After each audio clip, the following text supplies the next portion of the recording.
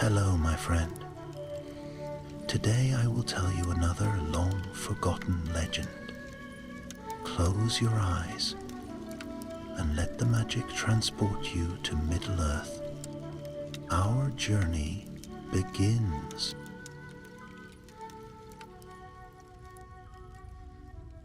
Far in the north of Middle-earth, where winter clung to the hills like an old and patient hunter, the kingdom of Arthedain held its breath.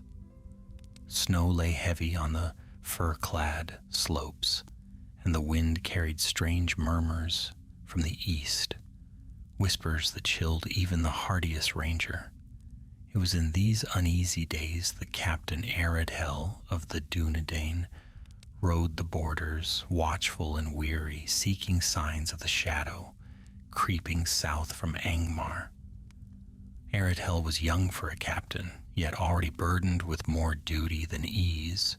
His gray eyes missed little, and on that bitter twilight they caught the glint of broken stones scattered like bones on the high ridge. He dismounted, leading his horse through the drifts, and knelt beside the ruin. The prints in the snow were deep and wide, troll sign, but not one troll, several. Trolls had roamed these wilds before, but this was different. Their tracks moved with purpose, all heading toward the same jagged ravine. Aradhel followed their trail until it reached a hollow choked with twisted pines.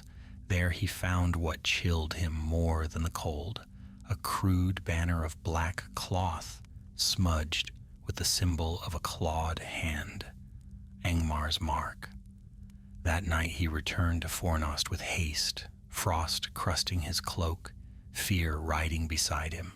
The great northern city rose from the winter gloom, like a crown of pale stone, its towers gleaming faintly beneath the cold stars.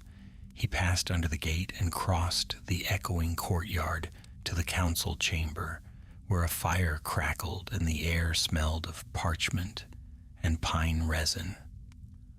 The king's counselors gathered around the long table, their faces lined with care. Aradhel spoke swiftly and plainly, describing the organized troop sign, the banner, the movement toward the ravine. A murmur passed among the counselors, but it was not the one he had hoped for. "The Witch King stirs, yes," said Counselor Barvor, his voice heavy with skepticism, "but hill trolls are brutish creatures. They do not march with discipline. Surely these signs are but chance wanderings. Winter drives many beasts from their dens." Another counselor sighed. "Arthedain is stretched thin already. We cannot muster forces on a rumor." Aradhel's jaw tightened. "It is no rumor. Angmar is gathering the hill trolls, binding them to some purpose. If we ignore this, Arthedain may find itself unguarded when the blow falls." But the chamber fell to silence, and in that quiet Aradhel knew no aid would come. He bowed, though it cost him, and returned to the stables. If the armies of Arthedain would not move, he would gather his own small company, those who still listened to the whispers of the wild. By dawn he had chosen them. Thalanor, a weathered ranger whose calm steadiness had seen Aradhel through many a storm. Lyriel, a healer, descended distantly from the Númenorian lore masters, gentle in manner but fierce in resolve. And last, Dorim the hillman, whose people lived on the edge of Angmar's shadow and who knew those lands as few Dúnedain did. Dorim had once served raiders loyal to Angmar, but he carried repentance like a wound that never healed. They met on the northern road, cloaks wrapped tight against the rising wind. Aradhel shared little speech. Time pressed too heavily on them all. He showed them the rough map he had sketched, marking the ravine where the trolls had gathered. Their task was simple, though perilous: discover what Angmar intended and return with proof strong enough that even Fornost could not deny it. As they set out, Fornos dwindled behind them, its towers fading into the pale light. Before them stretched the wild north, all snow-buried hollows and quiet woods where creatures of darker loyalty roamed freely. Aridhel felt the weight of the unknown settle over them like falling frost. Yet he also felt something steadier, a thin, bright strand of hope. They were few, but they carried the courage of the Dúnedain. And in those days, even a small flame could hold back a great darkness. So they rode northward into lands where only the hawks kept watch, and the shadow of Angmar lengthened with every mile. The north greeted them with a stillness so complete it felt as though the land itself were listening. Frost clung to every limb and stone. The sky, pale as hammered silver, hung low over the world. Aridhel and his small company pressed onward, their breath rising in soft plumes as they followed the narrow trail that wound between the hills. For 2 days they traveled beneath the shadow of the Weather Hills, moving through country long forsaken by all but rangers and wandering beasts. Thalanor kept to the fore, bow in hand, his gaze searching every ridge. Dorim walked slightly apart from the others, his steps confident upon the shifting snow. Lyriel rode behind Aridhel, her cloak drawn close, the faint scent of healing herbs drifting from the satchel at her side. That morning Dorim halted at the crest of a small rise. He lifted a hand without looking back. The others joined him quickly. Below lay a valley choked with broken stone, as though the mountains had once shaken themselves apart here. Among the shattered boulders stood a ruined watchtower, one of the ancient northern outposts from the days when Arnor was whole.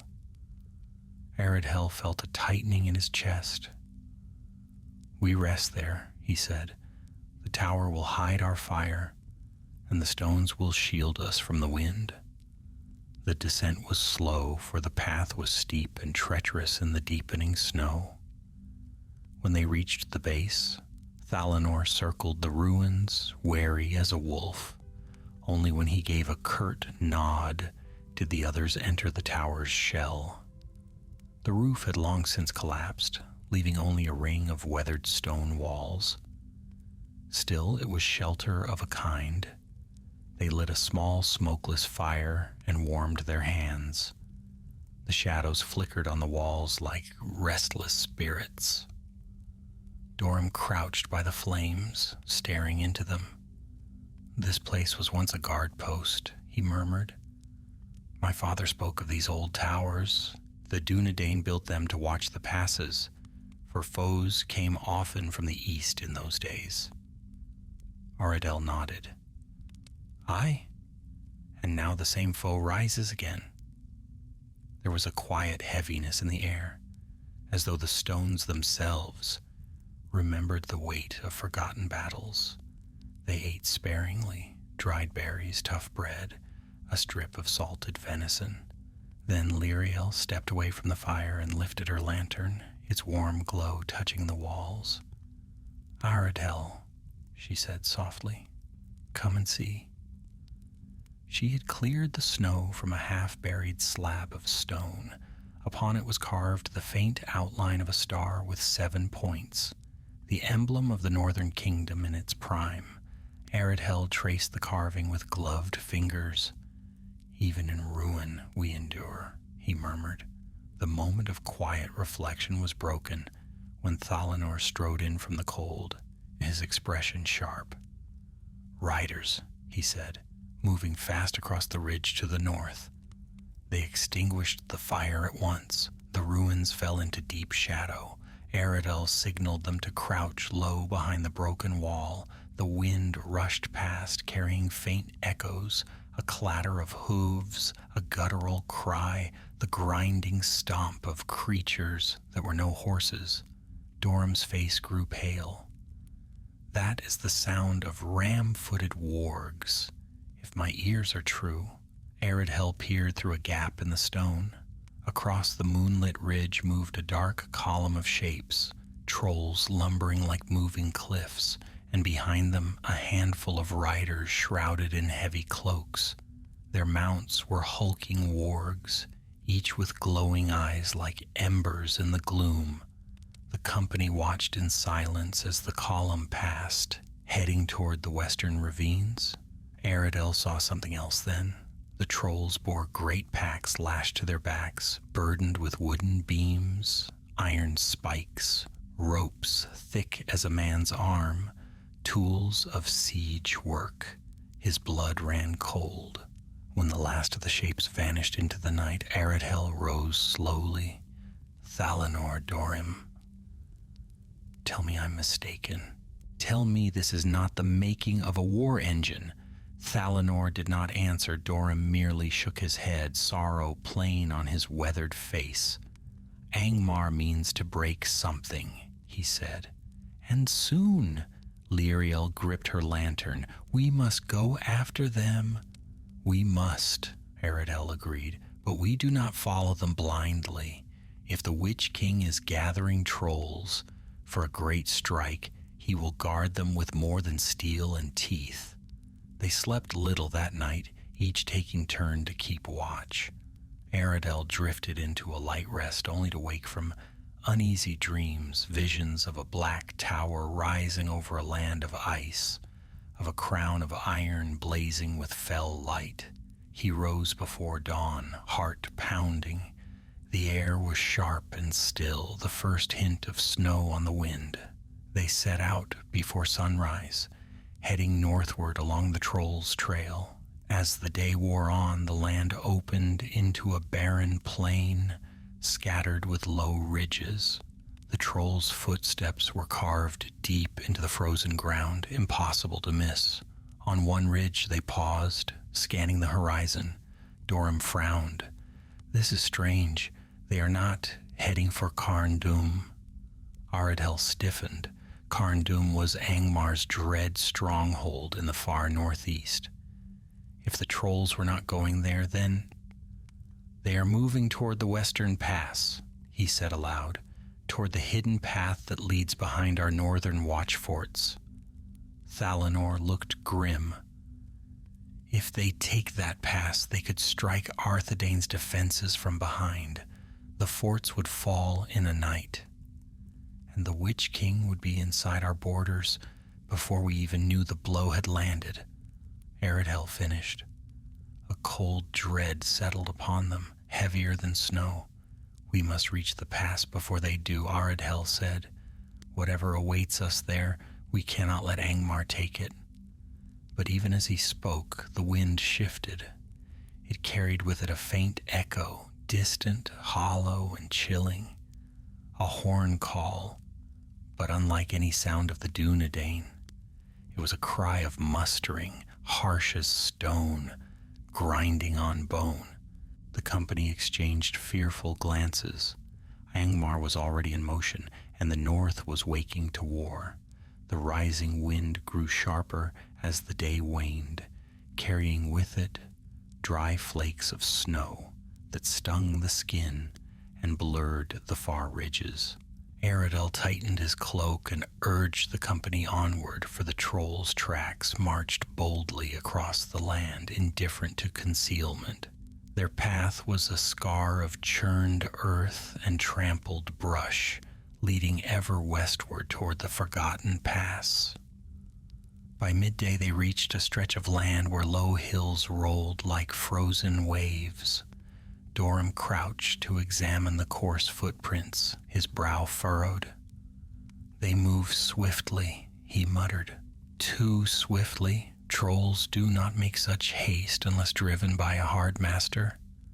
Thalanor scanned the horizon, then one rides near them. They pressed on in silence. The air grew colder still, and by late afternoon the pale sun dipped behind a mass of gathering storm clouds. Aradel sensed that the company was being watched, though no figure could be seen on the wide plains. Still he trusted his unease. It had saved his life before. As the snow deepened, they sought shelter among a cluster of tall stones jutting from the earth like the ribs of some ancient beast. The monoliths formed a natural circle, their surfaces etched with faded runes. Liriel brushed her fingers across the markings, her lantern casting a warm glow.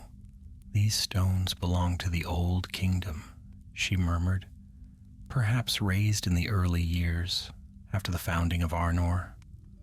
Dorum gave a low whistle. "Then they have seen more winters than any of us can count." Aridhel motioned them inside the circle. "We shall rest until twilight, but only for a short while."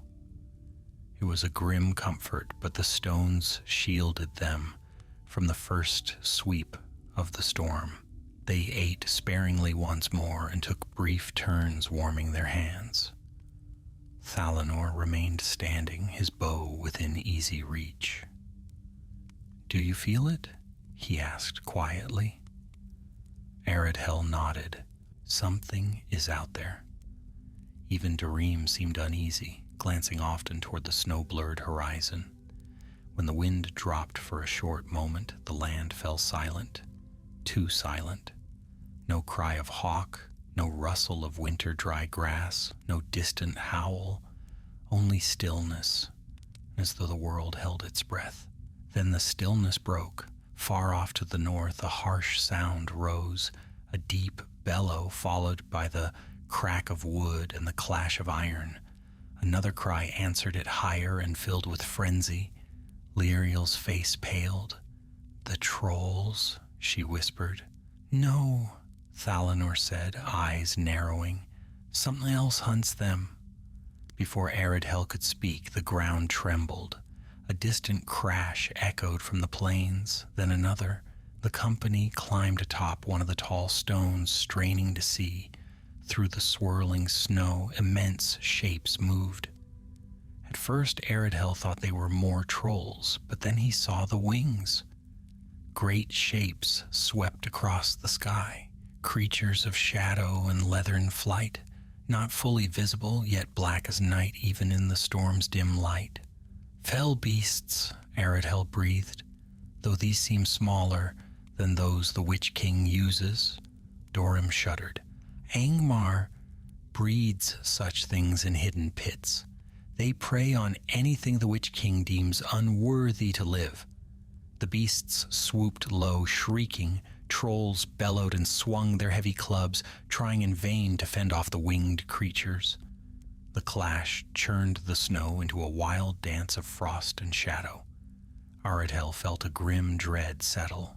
If the trolls fall to these beasts, the Witch King loses his vanguard. Or, Thalanor said slowly, he tests them, measures which of his creatures are fit for war. The thought struck Aridhel with a cold certainty. Angmar did not waste strength without purpose. This frenzy was no accident, it was a trial.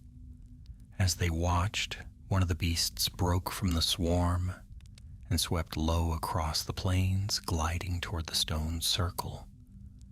Aridhel grabbed Thalanor's arm. "Down!" They ducked beneath the tall stones. Just as the creature soared overhead, its cry slicing through the storm, its wings beat the air with a shrill rush. Snow cascaded from the stones above them. The beast circled once more, then veered away, choosing easier prey. Aridhel released a slow breath. "That was too close," Liriel whispered. "We must move," Aridhel said. "If the Witch King sends his scouts abroad, they will find this circle soon." They mounted quickly and left the stones behind, riding into the teeth of the storm. The land before them sloped upward toward the dark silhouette of the western pass, a long cleft in the hills that wound deep into hidden ravines. According to the old maps, the pass led behind Arthedain's northern forts. If Angmar reached it first, the kingdom's defense would be undone. Night came early, shrouded in drifting snow. The wind howled between the ridges, carrying with it strange voices that might have been tricks of the storm, or something far worse. Aradhel kept the company close together, their cloaks whipped by the icy gale. At last they reached a narrow defile guarded by steep cliffs. Aradhel raised his hand. "We may camp here, but without fire," he said. "The path ahead is too tight for wargs to slip through unnoticed. We will take shifts to watch the ravine." The company huddled beneath an overhang of rock. Snow gathered in small drifts at their feet. Thalanor took first watch, his silhouette sharp against the pale darkness. Aradhel allowed himself a brief rest. His mind, however, refused the comfort of sleep. He thought of the trolls, the beasts, the column moving inexorably toward the pass, and beneath it all he sensed another presence, something cold and deliberate, as though the Witch King's will stretched across the land like a dark hand. Near midnight, Thalanor touched his shoulder. "Something moves in the ravine," he whispered. Aradhel rose silently. The storm had eased, leaving only a thin veil of snow drifting through the air. He listened. At first he heard nothing. Then, soft footsteps, many footsteps, approaching steadily. Durham's breath caught. "They come," he murmured.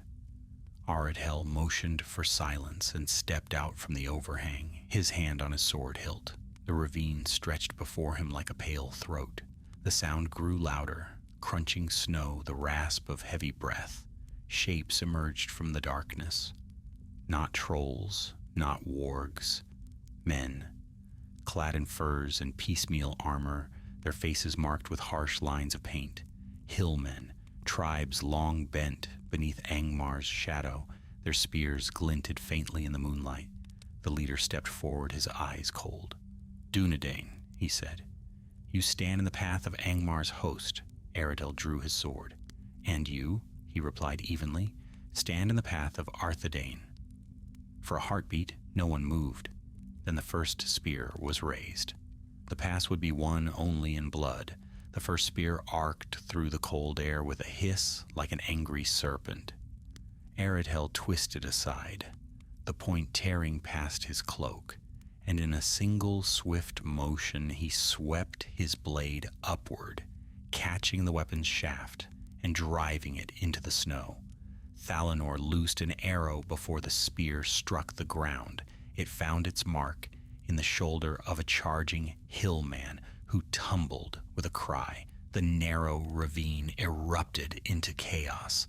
The hillmen surged forward, their crude armor clattering, their voices rising in a wild war shout. They outnumbered the company many times over, but the tight walls worked in the Dúnedain's favor. Only 2 or 3 foes could press at them at once. Aradhel met the first of them head on. Their blades clashed with sparks that flared briefly in the gloom. He fought with calm precision, stepping lightly on the uneven ground. The hillman was strong but untrained, and Aradhel disarmed him with a deft twist before striking him down with the flat of his blade. To his right, Doram grappled with another warrior. Though shorter than most of his kinsmen, Doram fought with a grim determination born of bitter past loyalties. He slammed his opponent against the rock face, using his weight and knowledge of hillman brawling, and the foe slumped to the ground. Lyriel stayed behind the line, her staff raised defensively. Though she wielded no sword, she moved with surprising agility, knocking aside thrusts meant to slip through the company's guard. When one hillman broke past Aradhel, she swung her staff sharply, catching him across the temple. He dropped like a stone. For a moment, it seemed the ravine would swallow them all, but then Thalanor's voice cut through the din. "Back! We cannot hold them here." Aradhel saw what he meant. The hillmen were regrouping, pressing hard from behind. If the company remained pinned in the narrow throat of the ravine, they would be crushed by sheer numbers. "Fall back to the bend," Aradhel cried. They withdrew step by step, keeping a tight shield between themselves and the advancing host. The ravine curved sharply to the left, opening into a small hollow, where the walls widened just enough to give them breathing room. The company reached it first. The hillmen poured in after them like a dark tide. Aradhel raised his sword high. "Hold the line." Thalanor took the right flank, Dorim the left, with Aradhel at the center. The clash there was brutal, the sound of iron striking iron echoing against the cliffs. Snow churned underfoot, mingling with dust and the dark stains of battle. Yet even as they fought, Aradhel sensed something strange. The hillmen were fierce, but not reckless. They attacked in waves, as though following a command more disciplined than their kind usually heeded.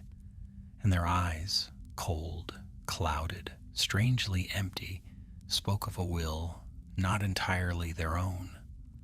Aradhel struck down another foe and looked to Dorim. "Why are they here? This is not their land." Dorim grimaced as he blocked a spear thrust. "Angmar has bent many tribes beneath its yoke. These men follow the Witch King's orders as cattle follow the goad." A sudden shout rose from behind the hillmen. A horn sounded, a deep, hollow note like wind blowing through a tomb. The warriors froze for a heartbeat, as if awaiting command. Aradhel's breath caught. "That is no hillman horn." The hillmen parted. Through their ranks strode a tall figure clad in dark furs and iron plates. A hood covered his face, but his presence exuded cold authority. In his hand he bore a long spear, tipped with blackened steel. Dorim drew in a sharp breath. A thrall captain of Angmar. The thrall captain raised his spear and pointed it toward Aradhel. "For the Lord of Carn Dûm," he said, his voice hollow and edged with something not entirely human. "The pass will be taken tonight." The hillmen surged forward anew. The battle grew desperate. Aradhel blocked blow after blow, his arms heavy with the strain. Thalanor fought like a man carved from stone, every arrow he loosed finding its mark, even in the tight quarters. Dorim roared defiance, pushing back against warriors he had once called kin.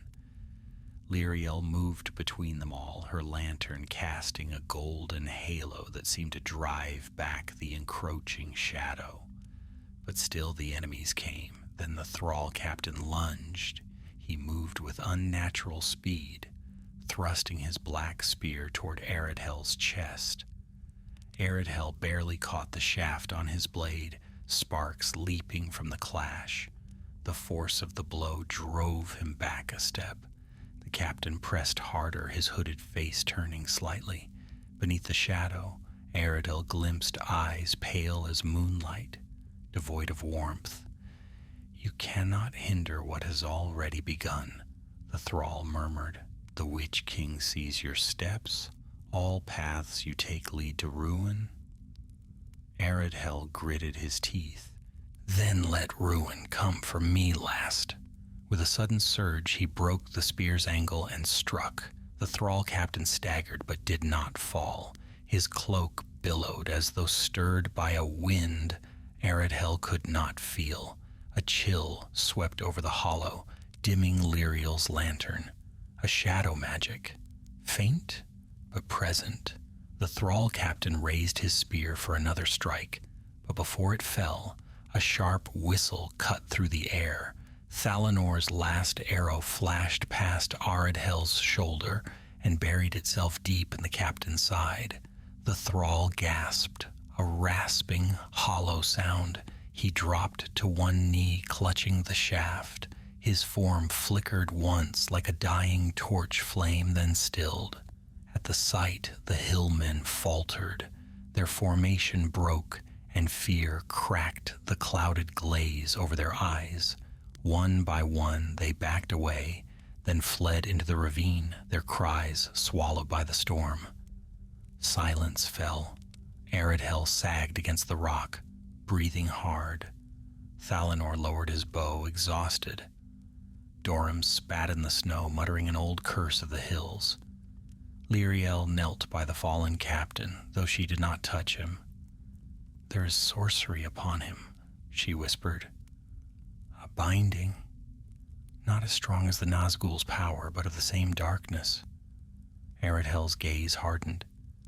"The Witch King tests more than beasts. He tests men." He stepped back and looked toward the looming mouth of the pass. Beyond it lay only deeper shadow, and whatever force Angmar sent to secure the hidden path. "We have held this ground," he said, "but the trolls still advance. If they reach the pass, all Arthedain stands exposed." Thalanor nodded grimly. "Then we must reach the heights before they do." Aridhel felt the weight of fate pressing on his shoulders, but he did not yield. "Gather your strength," he told his companions. "The night is not yet done." Above them the storm rumbled, and somewhere far off in the dark, a horn answered, deep and cold.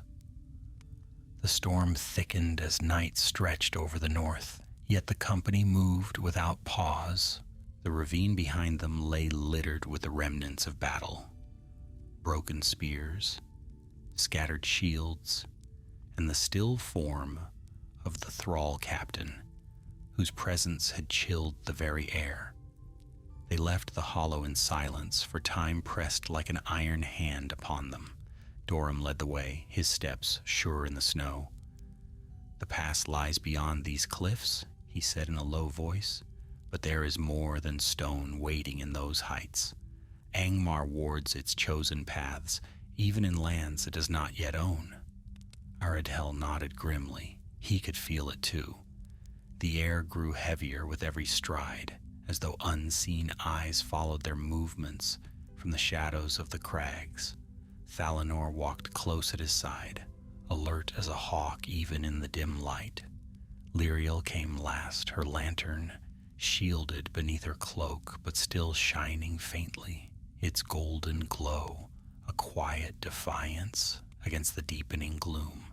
They climbed through the narrow cleft, boots crunching on snow and scree. The cliffs rose jagged and sharp around them, swallowing the wind and echoing their footfalls back at them in unsettling whispers. Above them, stars flickered weakly through the tattered clouds. At last, the path widened, revealing a small plateau overlooking the western slopes. Aridhel halted, and his breath caught. Far beyond, torches burned like scattered embers moving slowly across the land. A great column advanced from the northeast. Trolls lumbering with iron-bound packs, warg riders weaving between their legs, and behind them ranks of hillmen carrying bundles of timber and stone. The faint sound of drums rolled across the frozen expanse. Angmar's vanguard. Dorim exhaled sharply. They will reach the pass by dawn. Aridhel stared at the slow-moving mass, a dark smear upon the snowy plain. We must find a way to delay them. Even an hour's hindrance could give Fornost the warning it needs. Thalanor looked westward, toward the jagged teeth of the mountains. There is an old watchstair carved into these cliffs. Few living know it exists. It leads to a perch above the pass, an ideal place for sentries in ages long gone. Aridhel's eyes brightened. "If we reach that height, perhaps we can block the pass itself. Loose stones, cut shelves, a sudden fall of rock, anything to slow their movement." Dorim grinned ruefully. "It is a desperate plan." "Desperate," Aridhel agreed, "but not hopeless." They crossed the plateau swiftly, searching the cliff face until Thalanor found the narrow cut of ancient steps, Half buried by time and seasons, they began the ascent, climbing single file, hands gripping the weather-worn holds. When the wind rose, it clawed at their cloaks and threatened to tear them from the stone. Halfway up the stair, Liriel faltered, gasping as a sudden shiver ran through her. Aradhel reached back, steadying her. "Are you wounded?" he asked. "No," she whispered. "There is a presence on these heights. I feel it." Thalanor paused above them. "I sense it as well. Something stirs near the pass, watchful and old." They continued cautiously. When they reached the top, they found themselves on a narrow ledge overlooking the hidden pass, a winding cleft, plunging deep into the hills, its mouth almost invisible from the plain below. Snow lay untouched across the rocky path. The silence was so complete that even the wind held its breath, until it didn't. A whisper, not in any tongue of men, drifted through the cold. Aradhel froze. The sound was faint, barely more than a breath, but it carried a malice that curled like smoke. Doram stiffened. "This is no place of the living." No sooner had he spoken than a shape detached itself from the cliffside ahead. A figure stood there, tall, cloaked in tattered gray, its outline wavering like mist. No feet touched the snow, no breath clouded the air. A wight, one of the dead bound long ago by sorcery, older than Angmar itself. The wight's hollow voice rose in a whispering chant. Frost crept outward from its form, spreading in delicate patterns over the stone. Liriel's lantern flickered violently. Aradhel stepped forward, sword raised. "We seek passage only. Stand aside." But the wight did not move. Its shadowed face lifted, revealing two pale, distant lights where eyes should have been. Thalanor lifted his bow. "Do not provoke it," he murmured. "These spirits heed no mortal command." The wight drifted closer, its presence draining warmth from the air. Aradhel felt the cold settling into his limbs, slowing his breath. Memories not his own brushed his mind. Echoes of ancient battlefields, broken oaths, and the whisper of forgotten kings. Liriel stepped to Aradhel's side, raising her lantern high. "In the name of the North Kingdom, depart from this place," she said, her voice trembling yet firm. "The light of Numenor still endures." The wight recoiled as the lantern's glow brightened, pushing the darkness back. A faint cry escaped its throat, thin as the rustle of dead leaves. Seizing the moment, Aradhel pressed forward, blade gleaming with the lantern's reflection. "Begone!" The wight shrank from the light, drifting backward until it clung once more to the cliff's shadow. Then it melted into the stone, leaving only silence in its wake. Aradhel exhaled slowly. "I did not think we would pass." Liriel lowered her lantern, her hands trembling. "It was not my courage." Something else stirred within the light, perhaps the memory of those who built these heights. Thalanor turned toward the pass below. The white guards something, perhaps the ancient fortifications. If we can rouse them, we may yet turn the heights against Angmar. Dorian pointed to a line of jagged rocks farther along the ledge. "There! Those stones balance on a cracked shelf. A good strike could bring them down." Aradhel followed his gaze and nodded. "Enough to block the pass?" "Enough to buy us precious hours," Durim replied. They worked quickly. The shelf was old, worn by years of frost, and though the stones were heavy, the four together managed to wedge loose the first of them. A deep groan rumbled through the rock as the massive slab shifted. Aradhel stepped back, ready. With a final heave, they pushed. The stone rolled, gathering speed before crashing down into the pass below with thunderous force. The cliffs trembled. Snow cascaded in great sheets. More rocks tumbled, sweeping into a growing mound of debris that choked the narrow path. Silence followed, but only for a moment. Far below, faint but unmistakable, came a roar of outrage. The cry of trolls denied their march. Thalanor allowed himself a thin smile. That will slow them well.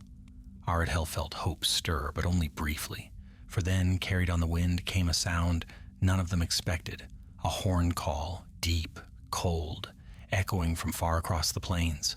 Lyriel's eyes widened. The Witch King rides. Aradhel's heart clenched. We must leave these heights, now. But even as he spoke, the wind shifted, and in the distant darkness a shadow moved, swift, silent, winged. The Witch King had seen their defiance, and Angmar would answer. The wind keened across the heights, carrying with it a deep, tremulous note that lingered in the cold air long after the horn fell silent. Aradhel felt the sound in his bones, as though the very stone beneath his feet recoiled. Lyriel clutched her lantern close, its light trembling like a small and frightened heart. Thalanor's expression hardened. The Witch King rides, he said softly, and he rides with haste. Dorum scanned the dark horizon. If he has seen the fall of the rocks, he will not suffer it to stand. His wrath is swift. We cannot remain here, Aradhel replied. The heights offer little shelter, and the pass below will soon swarm with Angmar's host. How far is the western spur? Lyriel asked. 1/2 a league, Thalanor answered.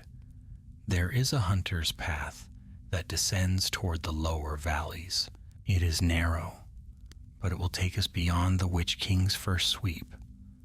Aradhel nodded. Lead the way. They moved quickly along the cliffside, keeping low. The air had turned sharp and thin, laden with a weight that pressed on their spirits. Snow crunched quietly beneath their boots as the company hurried across the exposed ledge, every shadow seeming to stir with hidden menace. Above them, clouds drifted apart just enough for the moon to spill pale light upon the heights. Then a chill swept the air, unnatural, sudden, and merciless. Lyriel gasped, "He comes." Aradhel felt it too, a presence vast and cold like winter fashioned into a will, an ancient malice bending the wind itself. Then faintly at first, a distant cry sliced the night, sharp, shrill, unmistakable, a fell beast. The company broke into a run. Dorum, strongest of foot, reached the jutting rocks of the spur first and pointed downward. A narrow trail snaked sharply along the cliff face, swallowed by darkness after only a few paces. "This way," he called. They descended single file, each step perilous. Loose stones tumbled into the abyss below. Aradhel kept glancing at the sky, his heart hammering. The fell beast's cry echoed again, louder this time, closer, swift as a storm wind, searching. Lyriel stumbled on a patch of ice, but Aradhel steadied her with a quick hand. "Easy," he whispered. "We are nearly below the ridge." At last they reached a lower ledge sheltered beneath a broad overhang. Here they paused, breathless, listening. The night held its breath. Then the shadow appeared. It swept over the cliff like a tattered storm cloud, vast wings beating with a sound like cracking leather. The fell beast circled the heights, its sinuous neck craning as it searched the ledges. Upon its back was a tall, dark figure wrapped in black mail, a crown of iron glimmering faintly upon its hooded head. The Witch King. Lyriel shrank back, her lantern dimming under the shadow of his presence. Dorum's breath rattled in his chest. Even Thalanor, steady as stone, paled. Aradhel forced himself to look. It was said that no mortal gaze could meet the eyes of the Lord of Angmar and remain unshaken, and Aradel learned the truth of that tale in that moment. Though he saw no eyes beneath the hood, a presence pressed against his spirit, cold as the endless night.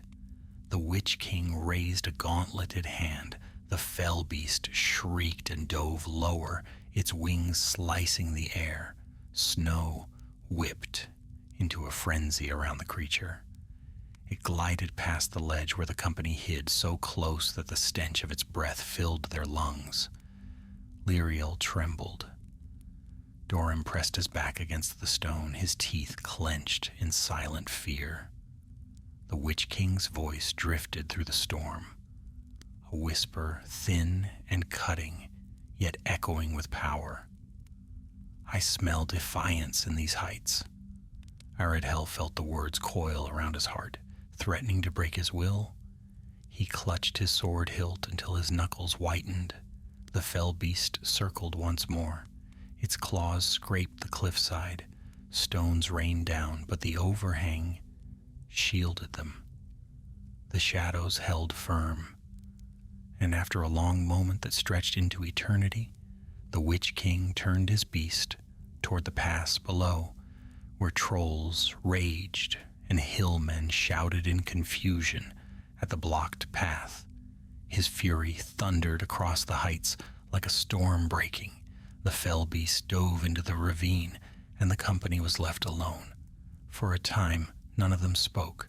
The wind howled, carrying away the echo of the Witch King's wrath. At last Aradel rose, though his legs trembled slightly. We must leave these heights before his servants return. Thalanor nodded. There is a cave not far along this ledge. Rangers have used it in years past. Dorim led the way, and soon they found the cave, a small hollow set deep into the rock, its mouth half hidden by hanging stone. They slipped inside, grateful for the shelter.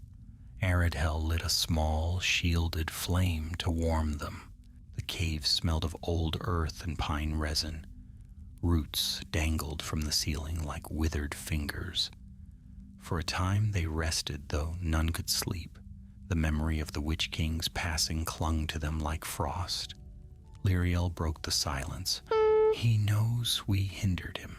He will not forget. No, Aradel agreed, but his wrath gives us time. Angmar cannot move swiftly while the pass lies blocked. Thalanor sat near the entrance, sharpening his blade. Still, we cannot linger. If more thralls approach, we may be trapped here. Dorim nodded. At dawn we descend to the lower valleys. There's a path that winds beneath the western hills and leads toward the old ranger posts. From there, we may return with warning.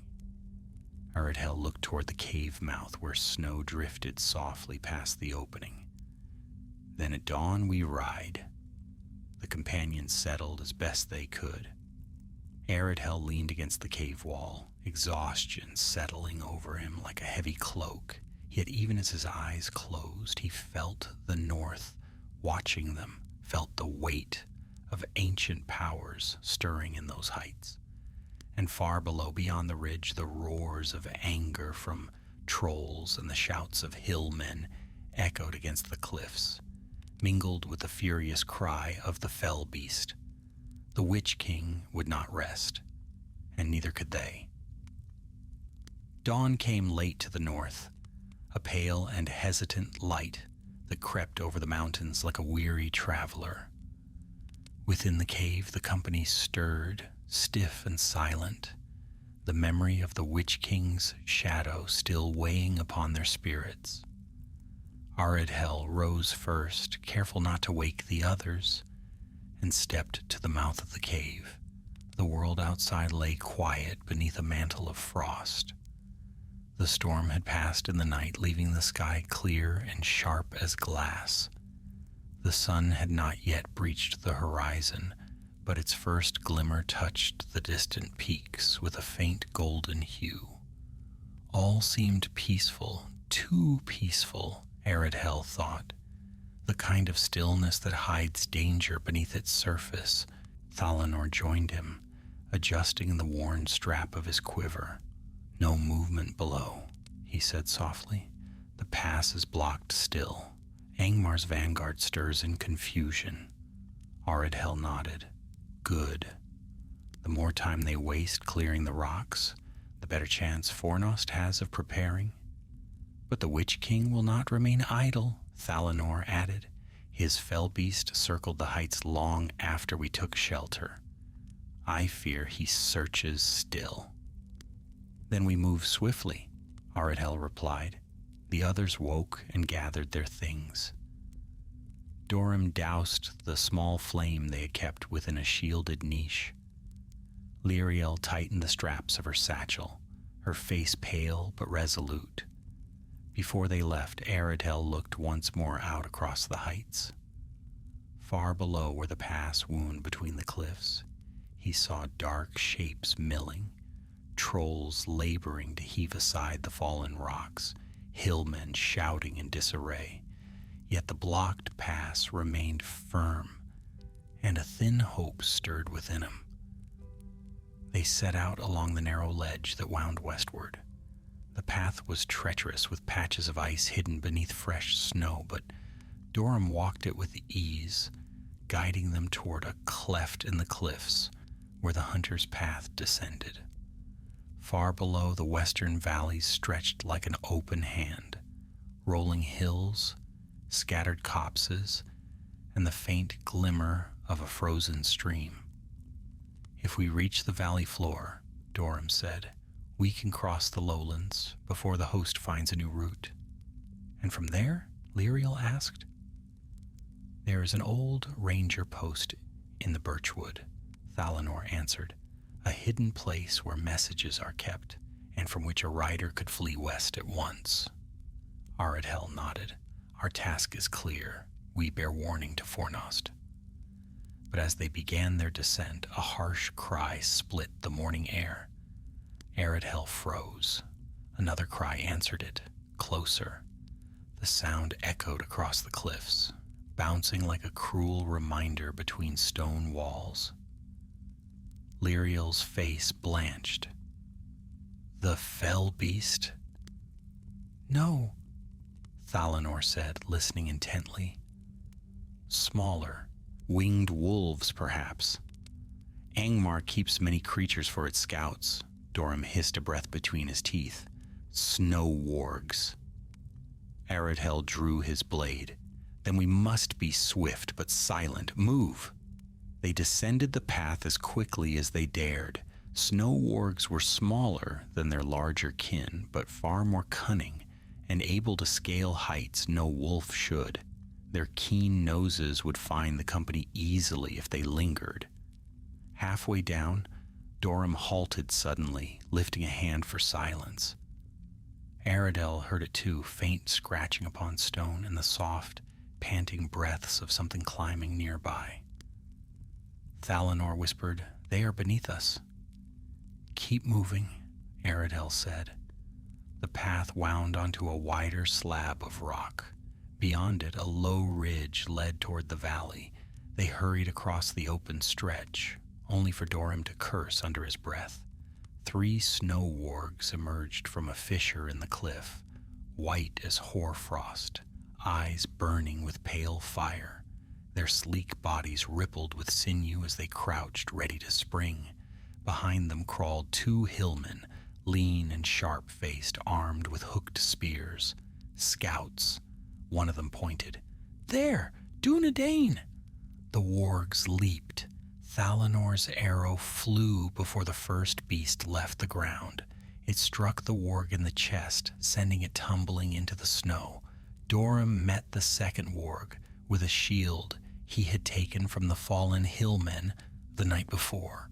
The creature's fangs raked the wood, splintering it, but Dorim thrust his dagger beneath its jaw and the warg collapsed. The third warg barreled toward Lyriel. She lifted her staff, bracing herself, but the beast was swift. Aredhel sprang between them, striking downward. His blade cut through fur and bone, and the warg fell still at his feet.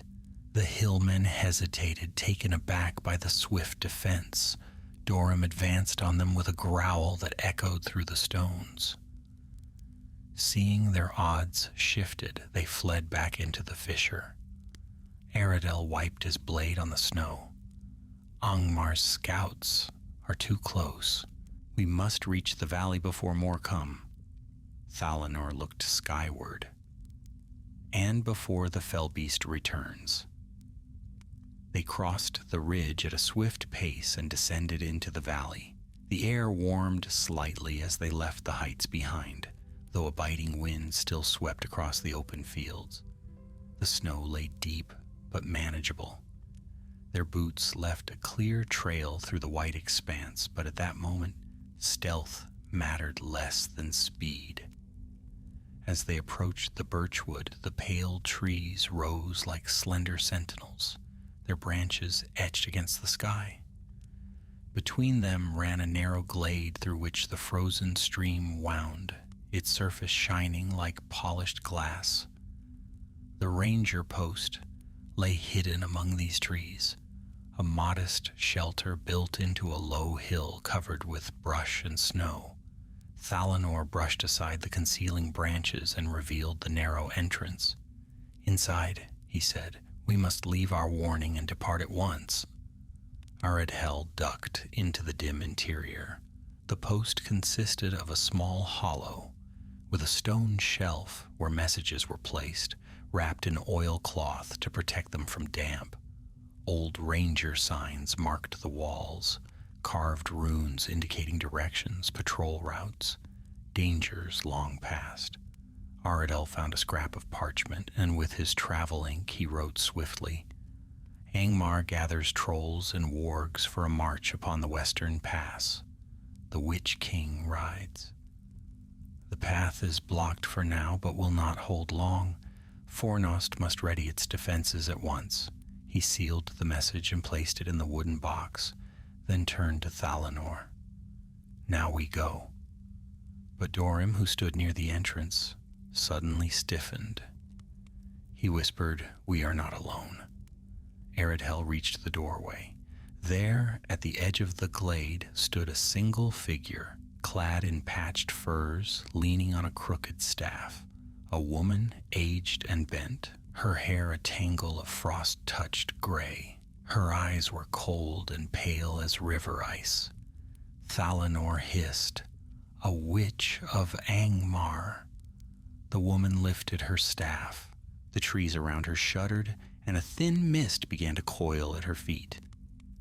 "You, who meddle in the Witch King's designs," she croaked, her voice like splintering bark.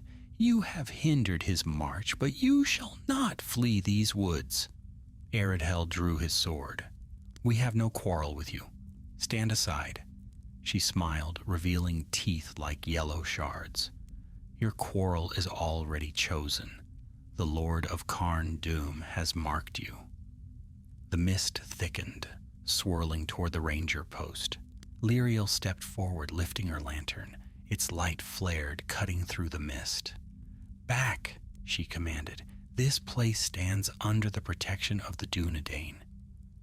The witch hissed and retreated a step, but only one. Dorim raised his axe. "We can fight her." "No," Thalanor said, "not here, not in the glade." Aradel made his choice swiftly. "We flee west. Now." The witch shrieked, the sound tearing through the peaceful birchwood, and the mist surged forward like a living thing.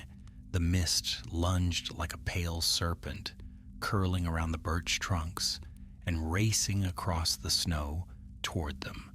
Aradel did not wait to see its full form. He seized Lyriel's arm and shouted, "Run!" Dorim and Thalanor needed no urging. They dashed from the ranger post into the open glade, boots hammering the frozen earth as the witch's shriek echoed through the wood. The birch trees wavered in the thickening fog. Branches clattered as though struck by unseen hands. Aradel felt the mist tug at his cloak, cold and clinging, whispering faint words that chilled his spirit. He pushed harder, forcing his legs to carry him faster. Behind them, the witch advanced with disjointed steps, her staff glowing with sickly green light. Every pulse sent another coil of mist slithering outward. The pale vapor reached toward Aridhel's heels like hungry fingers. Thalanor loosed an arrow into the fog. A ragged cry answered it, but the witch did not fall. Her laughter, thin and cruel, rang among the birch trunks. "This wood belongs to Angmar," she croaked. "Your hope dies here." Aridhel gritted his teeth. "Dorim, the western path, where is it?" Dorim pointed toward a break in the trees where the snow thinned and the faintest trail wound between two moss-veined boulders. "There, it leads into the low valleys." "Then go." They sprinted toward the boulders. The mist surged after them, swirling thicker now, taking on shapes like grasping arms, hollow faces, gaping maws. Lyriel stumbled once more, but Dorim caught her before she fell, lifting her as if she weighed no more than a child. They plunged through the gap between the boulders, and the mist halted, recoiling as if struck. Aridel felt the air shift. The boulders hummed faintly with an old, lingering ward, not strong, not crafted by any modern hand, but ancient, woven into the stone long ago by the Dúnedain or their forefathers. The witch shrieked in fury. She raised her staff high, and the mist beat against the unseen barrier, but it could not yet cross. Not yet. Thalanor did not wait to test how long the protection would hold. "Move!" he barked. They fled down the narrow trail. Behind them, the pale fog battered the stone, each impact making the air vibrate with a low, ominous hum. Aridhel dared not look back. The path dipped sharply, weaving between low hills, tufted with winter grass. The birchwood thinned, giving way to a wide expanse of open ground. Frost gleamed like glass across the fields. A faint glow to the west showed where the sun climbed slowly upward, though its warmth could not reach them through the cold air. Dorim slowed only when they reached a copse of evergreen trees that offered a momentary shelter from the wind. All four stopped there, gasping for breath, their hearts pounding. Lyriel leaned heavily on her staff. The witch, she commands spirits bound to the land. That mist was not merely fog. "No," Thalanor said grimly, "it was death." Aridhel looked eastward toward the birchwood. The mist coiled between the distant trees like a living thing, but it did not yet spill beyond the ancient boulders. Yet he sensed it was only a matter of time. "We cannot rely on the ward to hold her," he said. "She will find another path, or the Witch King will send aid." Dorim wiped frost from his brow. "Then we must reach the western road. Once we are upon it, we can outpace her magic." Aridhel nodded. "The road lies beyond these hills. If we follow the line of the stream, it will lead us there." Without waiting for rest, they set off once more. The stream ran shallow beneath a thin skin of ice, winding between the hills in a gentle descent. Their boots cracked the frozen surface as they followed its course, and the sound seemed far too loud in the stillness. After some time, the ground leveled, and the stream widened. Ahead, a line of tall pines marked the edge of a forested ridge. Beyond that ridge lay the western road, their path to Fornost. But as they approached, Thalanor halted suddenly, raising a hand for silence. Aridhel listened. At first he heard nothing but their own breaths and the whisper of the wind. Then a faint rumble drifted toward them, steady, rhythmic, like many feet marching at once. Dorim frowned. Not trolls, too light for their tread. Aridhel narrowed his eyes. Hillmen? But Thalanor shook his head. No, this is organized. The rumbling grew clearer, a dull thudding punctuated by the creak of leather and iron, a martia cadence, purposeful, disciplined. Aradhel's pulse quickened. Not Angmar. Angmar's men march with chaos. He stepped forward, peering toward the ridge. Could it be? The sound grew louder. Then with startling suddenness, figures appeared atop the ridge. Men, clad in dark cloaks and helm crests, shaped like soaring wings. Their spears glimmered. Their shields bore the ancient star of the North Kingdom, Dúnedain, Rangers of Arthedain. At their head rode a tall captain astride a gray horse. His helm bore the white plume of a high officer, and his face, stern yet fair, brightened when he saw the company far below. Aradhel exhaled in relief. Fornost sent a patrol. Thalanor allowed the faintest smile. Fortune has not abandoned us after all. The captain raised his hand, signaling his company to halt. Then he called down, in a clear, commanding voice that carried across the valley. Aradhel, by all stars, we feared you lost. Aradhel stepped forward. Captain Brethor, your arrival is well timed. The captain urged his horse along the slope, followed by a few of his men on foot. When he reached them, he dismounted swiftly and gripped Aradhel's shoulder. We found your message at the ranger post, Brethor said. The king heeded it at once. I was sent to seek you and to gauge the truth of the threat. It is all true, Aradhel replied, the weight of the past days filling his words. Angmar stirs in force. The trolls march for the western pass. The Witch King himself rides. Buthor's expression tightened. We saw smoke rising from the north, and we heard a cry in the night unlike anything mortal. The king prepares the defenses of Fornost even now. Thalanor added, the pass is blocked for the moment, but Angmar will soon clear it. Dorim gestured back toward the birchwood. And a witch hunts us. She commands spirits bound to the land. Lyriel's voice trembled slightly. She will not stop. Buthor's eyes darkened. Then we ride at once. You must come with us to Fornost. The king will need your account. But before Aradhel could answer, a cry rose behind them, high, thin, and hateful. The mist had crossed the boulders. Like pale smoke stirred by a malignant wind, it flowed into the valley, drifting swiftly toward them. Buthor drew his sword. With a sharp hiss. What sorcery is this? The witch, Aradhel said. She follows. The mist surged forward, faster now, spreading across the snow like a living tide. Buthor turned to his men. Rangers, form a shield! The soldiers moved with swift precision, shields interlocking, spears braced. Their discipline steadied Aradhel's heart. But he knew this was no ordinary foe. The mist whispered with faint voices. The witch's form flickered within it like a phantom. You cannot flee the shadow of Angmar, she hissed. Not while the Lord of Carndum wills your doom. Aradhel stepped forward, sword gleaming. Brethor, we must reach the western road. The valley is too open. But Brethor's gaze was fixed upon the advancing fog. No, he said quietly. We stand for a moment, long enough to break her hunt. Thalanor's eyes widened.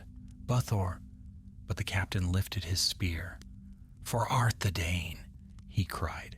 The witch's shriek split the sky. The mist struck the shield wall. The mist crashed against the Dúnedain shield wall like a wave breaking on stone. Yet no water struck them, only a terrible cold, a clutching frost that seeped through cloak and mail as though seeking the very breath within their chests.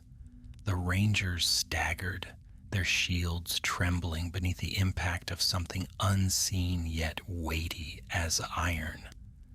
Aredhel felt the force battering against him, though he stood just behind the wall. He gripped his sword, sensing its steel quiver under the blow. Lyriel beside him lifted her lantern high, its golden light flickering uncertainly as the mist swirled around them. The witch emerged from its depths. She drifted rather than walked, her feet trailing strands of pale fog. Her crooked staff pulsed with sickly light, and her eyes burned like twin shards of winter glass. Her voice, when she spoke, rose with eerie harmony from dozens of phantom echoes. "Break," she whispered to the shields before her. "Break, like the kingdoms of men." Brethor stepped forward, pressing his spear into the earth, anchoring the shield wall. His voice rang clear and fierce. "You shall pass no farther, servant of the North Shadow." The witch's expression twisted. Bold words for one so mortal. Her staff flashed. The mist lunged again, this time swirling upward into a towering column that plunged down upon the rangers like a falling tree. The men braced themselves, shields locked tight, but frost crusted instantly along their rims, creeping like skeletal fingers toward their hands. Thalanor cried out, "Lyriel, now!" Lyriel lifted her lantern high, its warm light flaring brighter than before. A golden pulse burst outward, searing through the mist. The spirits within howled in a dozen tormented voices. The fog recoiled like a beast wounded. The witch staggered back, hissing, a hand raised to shield her pale eyes. Aredhel seized the moment. Forward, but Brethor held up a hand. "Not yet. Let the light driver back first." Lyriel wavered, her arms trembling under the strain. The lantern's flame flickered wildly, its light rippling like a banner caught between two winds. Aredhel stepped to her side, steadying her. "Hold," he murmured, "just a breath longer." She clenched her jaw. We'll try." The golden light swelled. The mist shrieked. The witch thrust her staff into the ground, summoning a darker, denser fog that coiled around her like armor. She glared through the haze, voice quivering with fury. "You wield a trinket of the West, but the shadow of Angmar endures. You cannot hold me." Her staff pulsed again, and the mist surged forward with renewed fury, splitting around the lantern's glow, but seeking every opening, every weakness. Aredhel felt it tug at him. His mind swayed as though the world tilted. He saw just for an instant a vision of black towers rising above snowfields, crowned with a cold light, a crown of iron, a gaze without mercy. Lyriel's voice broke through his haze. "Aredhel." He blinked. The witch's sorcery clawed at their senses like a drowning tide. Thalanor could barely hold his spear. Dorim gritted his teeth against the cold, gnawing through his armor. Brethor alone stood firm, though frost coated his plume and mail. "Push forward," the captain barked. "Drive her back before the fog closes." The rangers braced, stepped, and the mist recoiled as if struck by unseen force.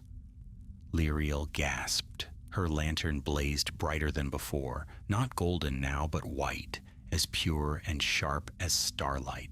The flame elongated, dancing like a living thread of light, and the witch shrieked, stumbling backward. "No! That light is forbidden! It is not—" But her words broke into a wail as Lyriel's lantern surged with renewed brilliance. Aredhel stared in awe. "Lyriel, what is this?" Her voice shook. "I do not know. It responds when the darkness draws near, as though some older memory has awakened within it." The witch reeled, her mist-armored form shuddering. She brandished her staff desperately, summoning a whirlwind of spiraling fog. But the white light cut through it like a blade, unraveling the shroud and striking the witch full in the chest. A crack rang through the valley, like ice breaking.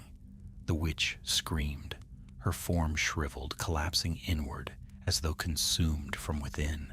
The swirling mist collapsed in on itself, drawn back into her twisting shape.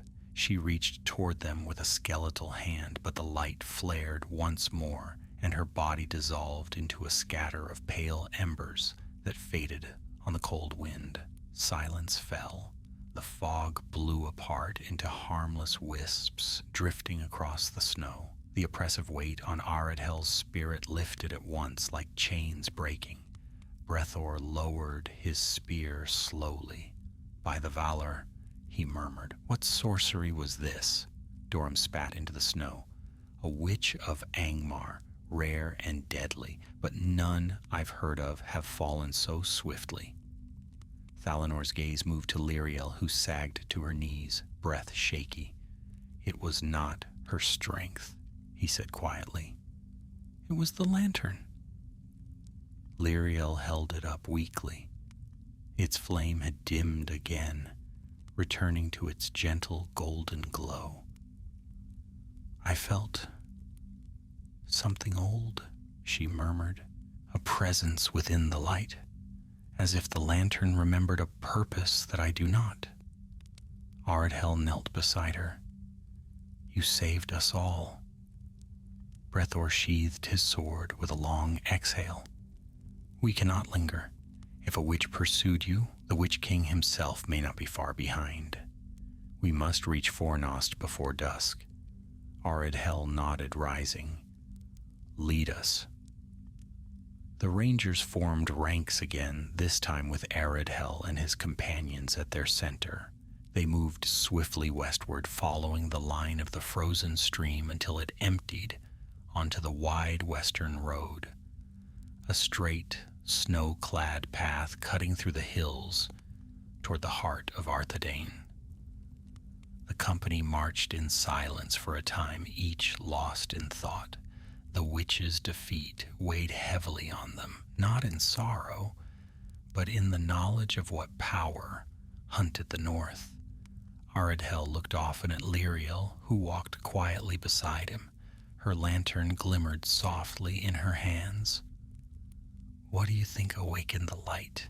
he asked gently. Lyriel shook her head.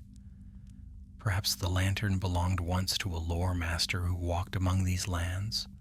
Or perhaps the Dúnedain of old wove hidden strength into their tools. Or," Dorum added, "the shadow grows strong enough that all lights of the west burn brighter when confronted by it." Thalinor's eyes narrowed. "Then the shadow must be near indeed." Brethor rode ahead, watching the horizon. "It is." For even as the sun lifted higher, Aradhel noticed the sky darkening to the east, not with storm clouds, but with a slow-moving mass of swirling gray, the kind of shadow that moved with purpose. Aradhel felt his breath catch. "The Witch King?" Brethor nodded gravely. "He hunts on the wind.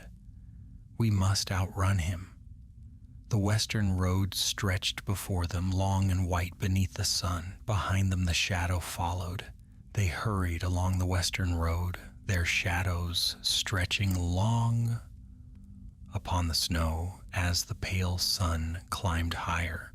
Yet even as its light brightened the land, a deeper dusk crawled behind them, the slow-moving shroud that marked the Witch King's pursuit. It drifted with unnatural purpose, coiling above the eastern hills like the breath of some enormous, unseen beast.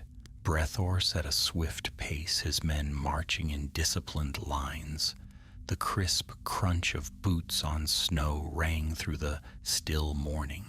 Aradhel and his companions kept close to the center of the column, sheltered by the rangers' shields. Should the shadow descend suddenly? Dorum glanced over his shoulder more than once. "He follows," he muttered. "Not on a beast now, but on the wind." Thalinor nodded grimly. "He hunts us with his will alone." Lyriel held her lantern close. though its soft glow seemed insignificant beneath the vast sky. Yet Aradhel noticed that whenever her hand tightened around its iron handle, the flame flared slightly, as though bracing itself. Braithor signaled a halt when they reached a stretch of road overlooking a broad valley. "We rest for moments only. The men must breathe." Aradhel stood beside him, scanning the horizon. "How far to Fornost?" Braithor answered, "If we keep this pace, we reach its outer farms by nightfall. And if the Witch King closes the distance?"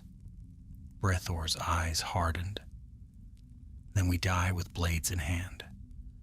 But I do not believe he will strike openly on the plain. His pride will not suffer the risk of losing his beast nor revealing his full strength before he has shaped his plans." Aradhel considered the truth of this. The Witch King was cunning. His wrath, though swift, served a purpose. He would not reveal all his power for a single patrol, but he would test them. As they resumed their march, the hills closed in around them, lining the road with ridges and sharp crags. The air turned colder. The shadow above the eastern heights thickened, following their path like a silent doom. Before midday, they reached a narrow stretch where the road wound between two tall, jagged outcrops. Braithor raised a fist. "Halt!" The rangers froze. Thalanor slipped ahead at Braithor's gesture and studied the passage. "It is too quiet," he murmured. "Even the wind avoids this place." Dorum sniffed the air. "There is sorcery here. Old sorcery." Lyriel's hand trembled slightly on her lantern's grip. "Something watches." Braithor signaled the soldiers to form a tight guard. We moved together, no stragglers. But as the first rangers entered the narrow pass, a deep tremor rippled through the ground. Snow slid from the rocks above. Aradhel's heart seized. "Ambush!" he shouted. The warning came just in time. From atop the outcrops, stones tumbled down with thunderous force, boulders pushed by strong, brutish hands. Hillmen sprang from behind the rocks, hollering war cries that echoed through the narrow cleft. The rangers raised shields as the avalanche struck, breaking the assault, but the path was soon choked with debris. Then the trolls came. 2 of them, massive, gray-skinned, their eyes glowing with dull malice. They lumbered down from the ridge, brandishing tree-trunk clubs tipped with iron. One roared so loudly, the snow shook loose from the crags above. Braithor shouted orders, "Shields up, spears forward." Aradhel, feeling the tremor of the troll's charge, unsheathed his sword. "Thalanor, the left troll!" Dorum grinned grimly. "The right one is mine!" The trolls thundered into the fray. The first swing of their clubs clanged against raised shields. Rangers braced shoulder to shoulder, yet the sheer force drove them back several paces. Lyriel held back from the front, her lantern casting frantic light across the chaos. Its glow made the shadow of the trolls waver, as though fighting to maintain form. Thalanor moved with the deadly grace of the Dúnedain. He ducked beneath the troll's blow, driving his spear deep into its flank. The creature bellowed, staggering, and rangers seized the opening to plunge their blades into its legs. Durim attacked the second troll with fearless fury, leaping atop a fallen boulder to strike at its head. His axe clanged against the creature's skull, drawing a great howl. The troll flailed wildly, nearly striking Thalanor before Aradhel drove his sword into its knee. The troll crashed to the ground with the force of a falling watchtower. Rangers swarmed it from all sides. But the hillmen were still many. They rushed the road armed with jagged spears and axes, howling for blood. Aradhel parried a blow from one, then struck him down with a swift, clean cut. Dorim wrestled with a warrior nearly as broad as he, grappling in the snow, until Thalinor ended the struggle with a precise arrow. Brethor dispatched 2 foes before turning his gaze upward. "We must clear the rocks," he shouted. "They are trapping us." But the hillmen hurled more stones from above. The pass grew narrower, the exit nearly fully blocked. Aradhel felt dread coil within him.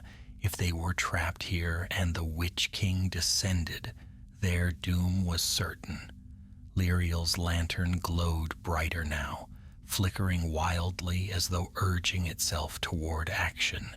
She stepped forward, her face taut with fear and determination, and lifted it high. The flame surged. A wave of light swept across the pass, illuminating every crevice, every shadow. The hillmen recoiled, shielding their eyes. The trolls howled in terror, scrambling backward. Aradhel shouted, "Now! Break through!" The rangers rallied with renewed vigor. They drove the hillmen from the rocks, seized the upper ledges, and dislodged the last foes among the crags. Dorim and 2 rangers heaved aside enough fallen stones to clear the way forward. Brethor took a head count. All had survived, though some bore wounds.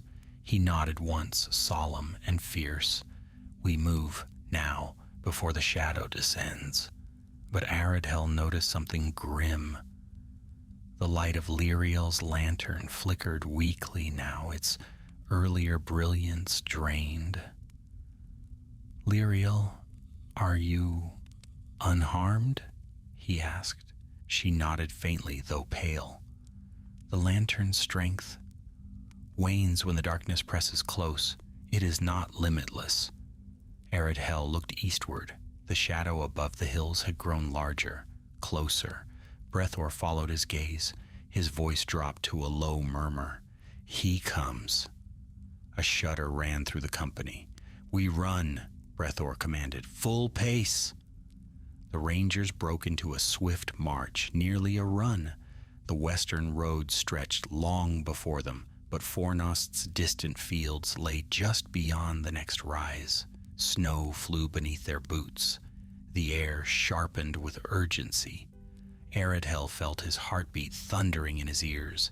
Behind them, the shrill cry of a fell beast shattered the sky. The Witch King of Angmar had found them, and he came swiftly. The cry of the fell beast split the winter sky, a shriek so piercing it seemed to rake its talons across the very light of day. The rangers faltered for a heartbeat, and even the wind held its breath. Then Brethor shouted the only command that could keep them alive. "Run!" The western road stretched before them, white, open, exposed. Across its frozen length, the company fled, boots pounding the snow, cloaks snapping like banners behind them. Aradhel ran beside Lyriel, keeping a steady hand at her back. Dorim thundered just ahead, glancing over his shoulder, as if expecting death to fall upon them with every step. Above them the shadow descended. The fell beast swooped low, its vast wings beating the air into an icy gale that swept across the road. Its outline cut across the sun, casting the rangers into gloom. Aradhel risked a glance upward. There he saw it. The winged creature, leathern wings stretched wide, its talons outstretched as it dove. Upon its back sat the Witch King, a figure of black wrath, crowned with iron, a presence so terrible that even the morning light seemed to recoil from him. Fear struck Aradhel like a blade to the heart. His legs faltered for a moment, and he felt his will waver, felt the weight of despair pressing into his very spirit. For a heartbeat, all strength fled him. But then Lyriel stumbled, and he caught her. That moment saved him. The Witch King's fear had not claimed him fully, not while others still needed his strength. "Keep going," Aradhel urged.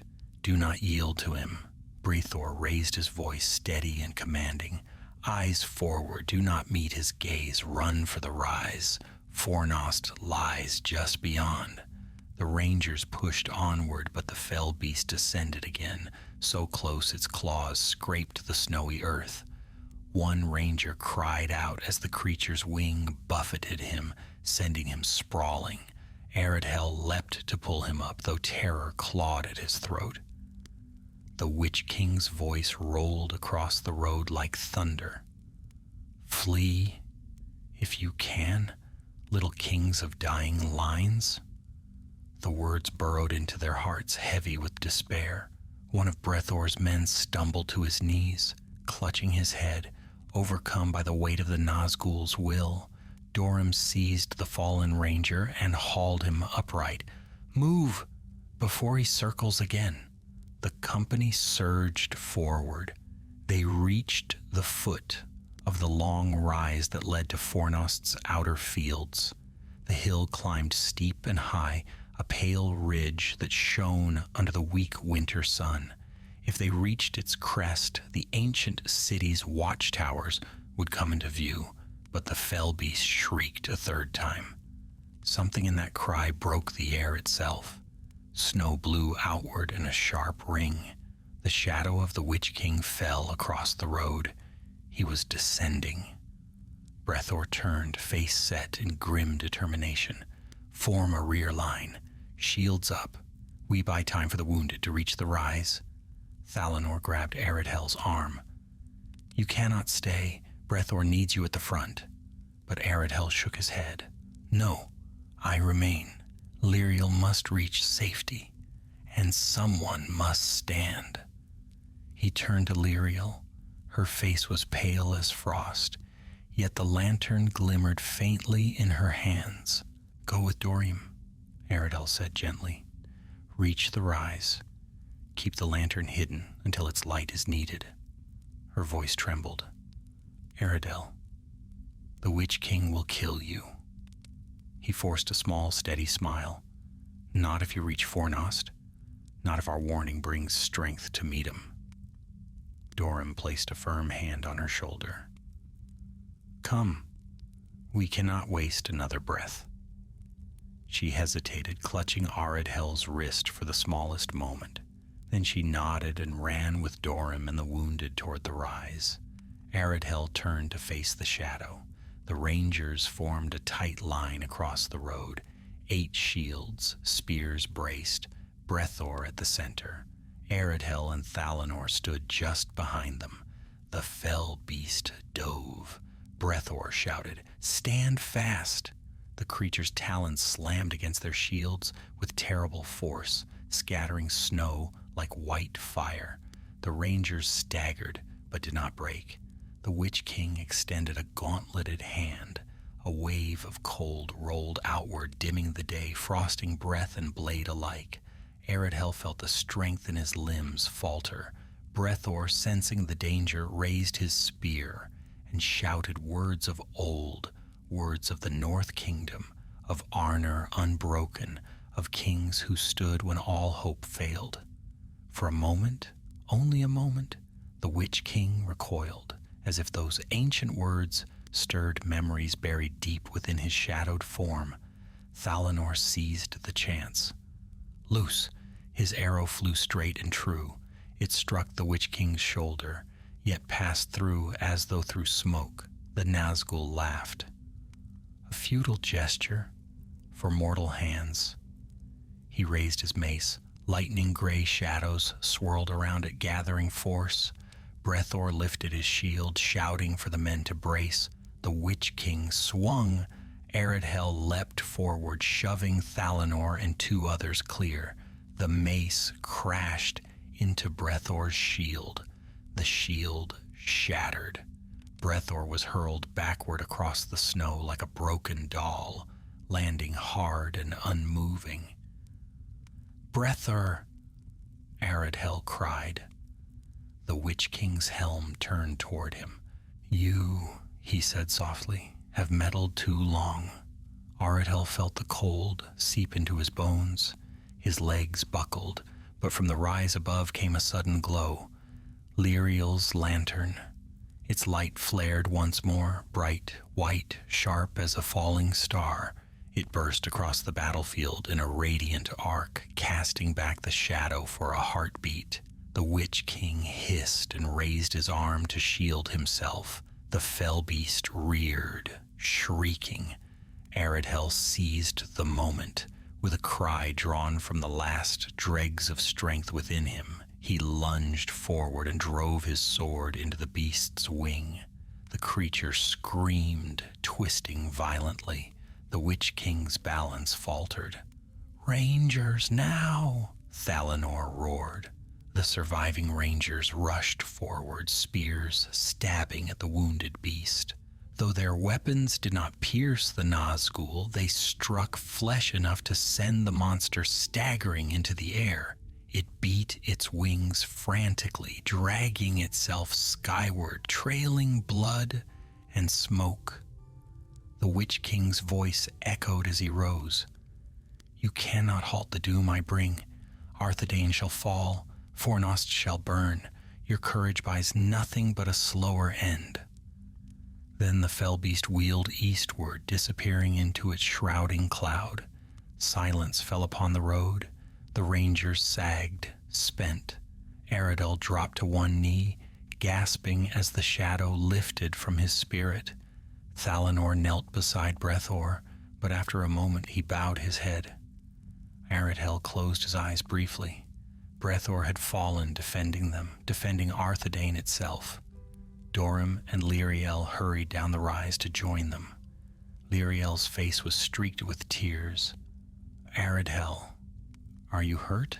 He shook his head. "Only weary." But Dorim looked eastward where the darkness gathered again, coiling in slow circles like a waiting serpent. "He retreats," Dorim murmured, "but not in defeat. He seeks another path." Aradhel rose unsteadily. "Then we must reach Fornost before he does?" Thalanor placed a hand on his shoulder. "The king must hear all that passed." Aradhel nodded grimly, gazing toward the distant hilltops where the towers of Fornost would soon appear. The Witch King had been turned aside, for now, but the doom of the Dúnedain loomed nearer than ever. The western road wound upward toward the high fields that surrounded Fornost, and by late afternoon the pale towers of the northern city rose faintly against the winter sky. Their white stones caught the waning sun like distant stars. Yet Aradhel felt no ease at the sight.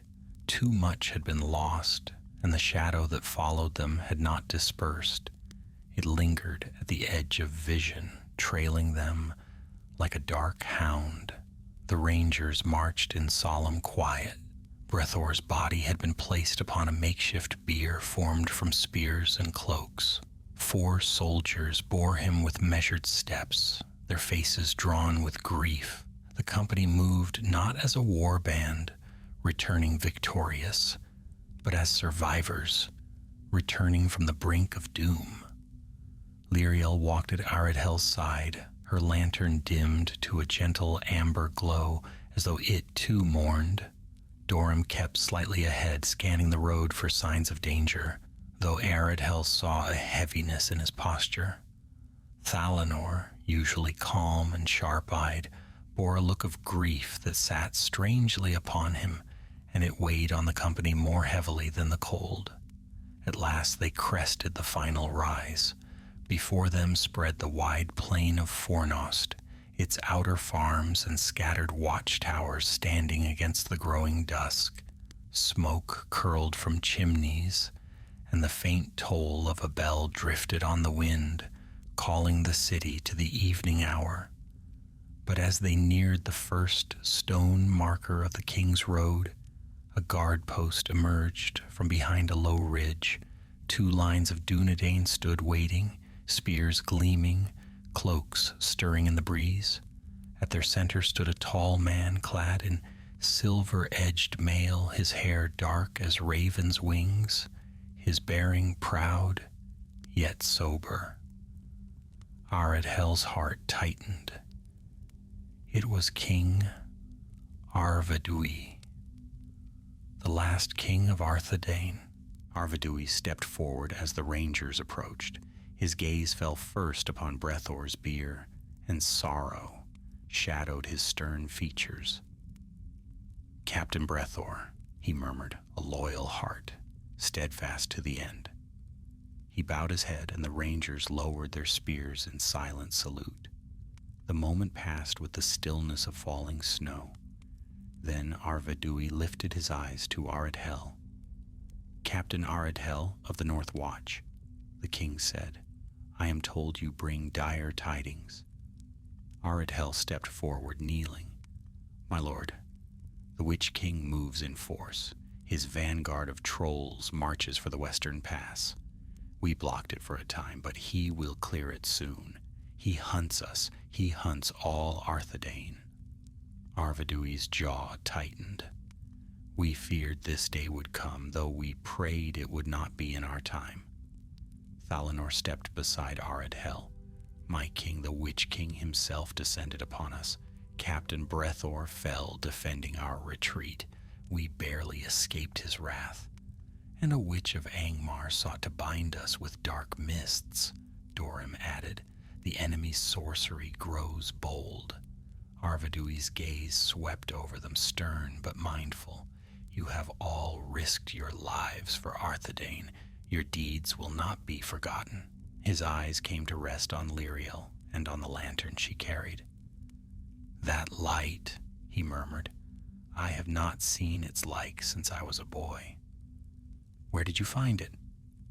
Lyriel hesitated. "It came from my grandmother, my lord. She said it was a relic of our line, though its history was lost long ago." When darkness pressed close, Aredhel added, "The lantern shone with a power far beyond its form. It drove back the witch's mist, and even forced the Witch King to turn aside." A silence fell. Arvedui looked at the lantern with deep thought, as if tracing memories long buried. At last he said softly, "It may be a relic of the faithful, carried north in the elder days. If so, its light is not of your making, but of the West." Lyriel bowed her head. "I do not understand its strength, my lord." "You need not," Arvedui replied. "The light of the West chooses its moments." He turned to the gathered rangers.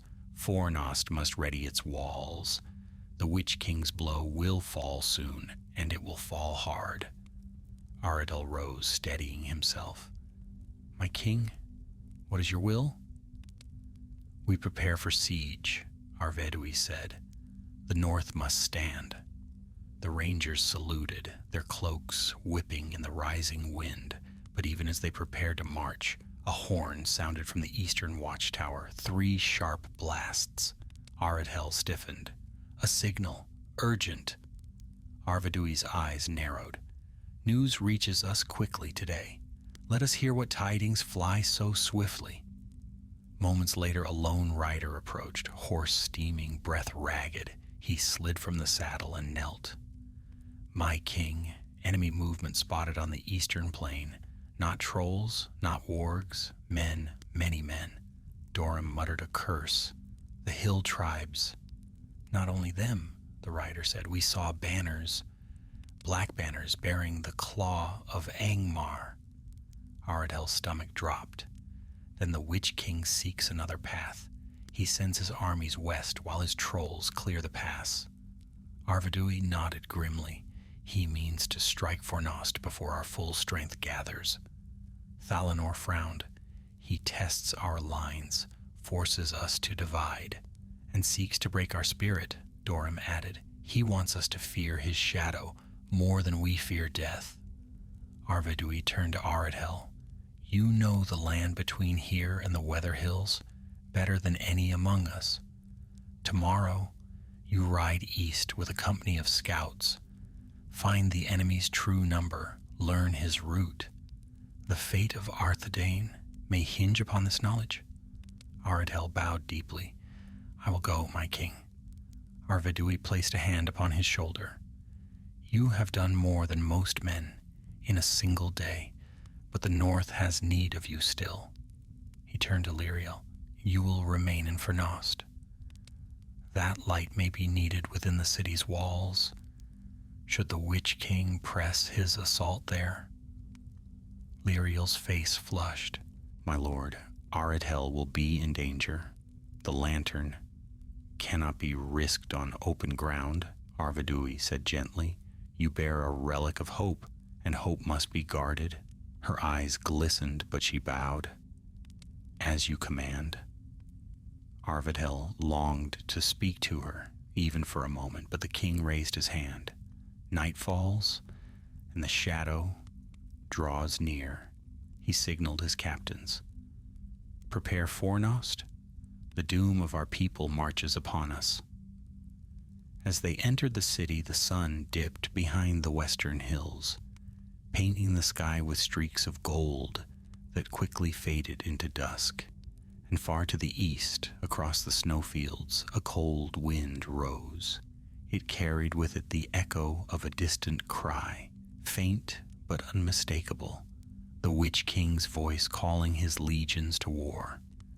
Night fell swiftly over Fornost, casting long shadows from its high ancient towers. The city, girded in white stone and crowned with battlements of the elder kings, stood like a lone sentinel against the rising dark. Yet even its proud walls seemed to shrink beneath the weight of the tidings that had reached it. Fires glowed in every courtyard as soldiers hurried to their stations. Horns sounded along the ramparts.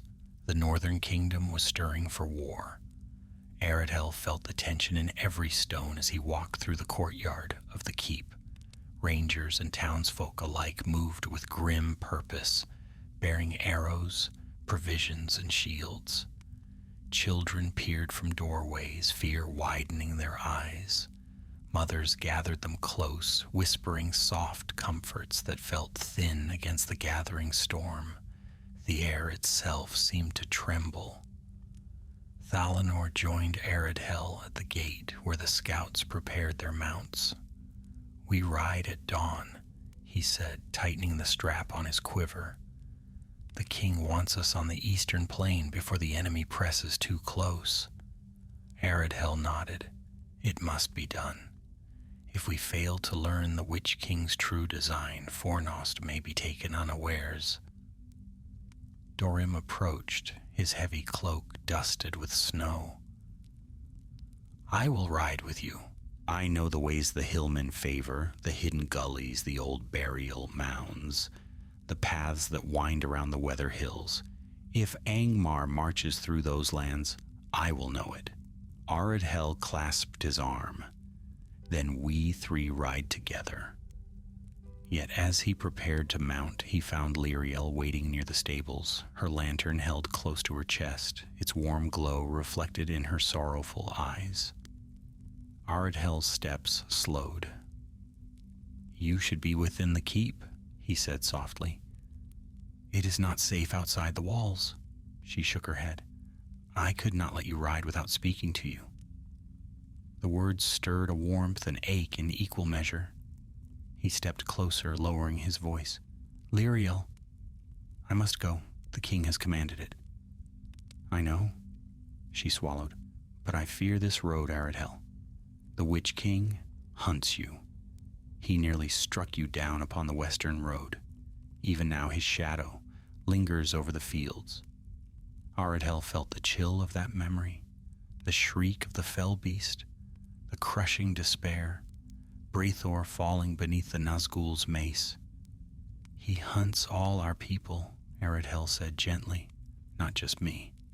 But the lantern, she tightened her grip upon it. The king says it must remain here, but I feel its strength dimmen. I fear the shadow draws near enough that even its light cannot reach far. Then guard it well, Aredhel said. It may yet be the spark that saves the city when darkness falls. Her eyes shone. And what of you? What light guards you? He hesitated, searching her gaze. Your faith, he whispered at last, and the memory of light I saw in your lantern. But before she could reply, the clear call of horns rang across the courtyard, 3 notes calling scouts to muster. Liriel drew a sharp breath. "Go then, Captain, but come back." "I will," Aradel said, though his heart knew the promise bore no certainty. He mounted his horse, Thalanor and Dorum, astride their own, and with the rangers forming behind them, the gate swung open. A cold wind swept in, heavy with distant menace. Aradel looked back once more.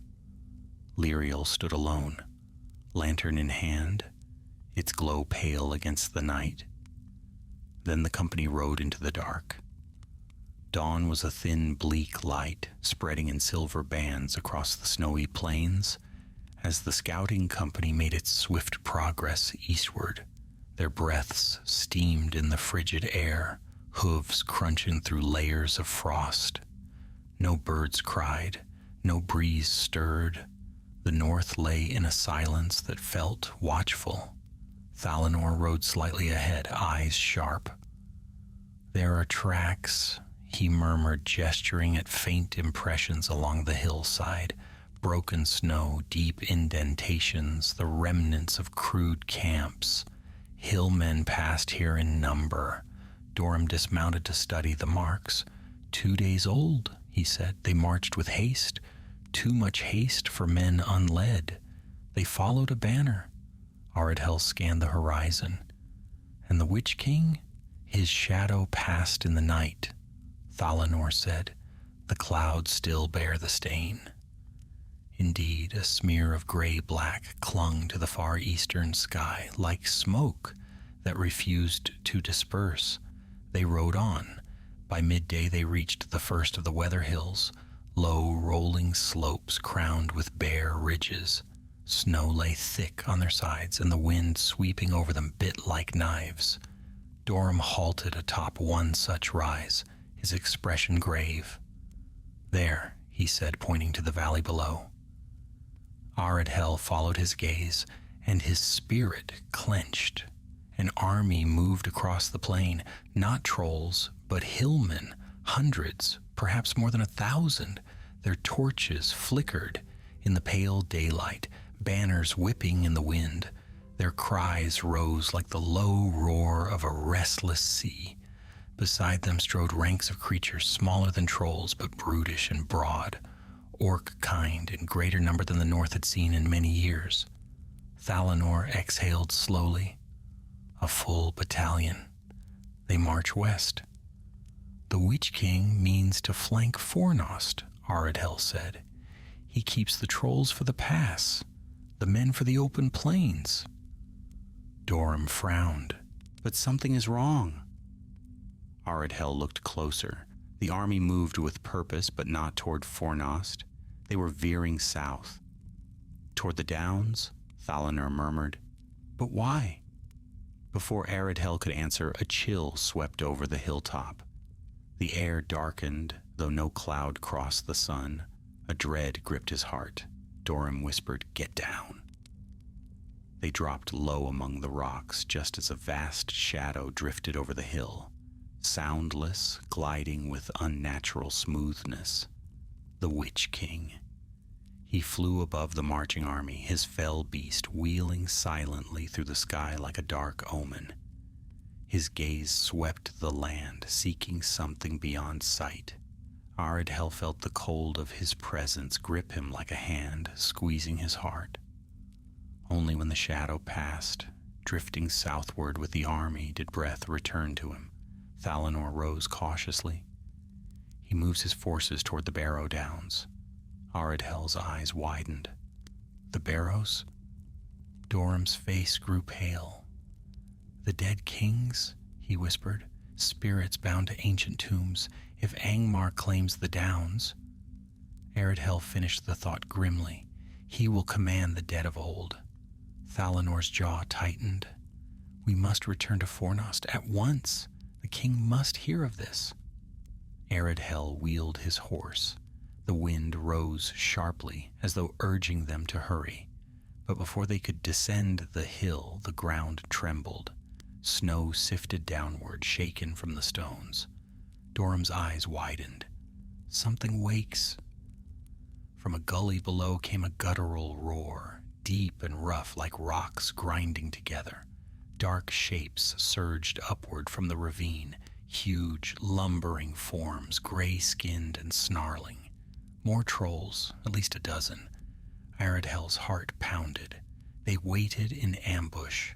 The Witch King foresaw we might scout this way. Thalanor pulled his bow at once. We cannot outrun so many on open ground.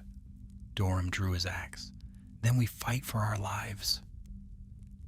But even as the trolls charged, another sound rose behind them. Shouts, the clash of weapons. Aradhel turned. A squadron of warg riders crested the far ridge, spears gleaming. They were surrounded.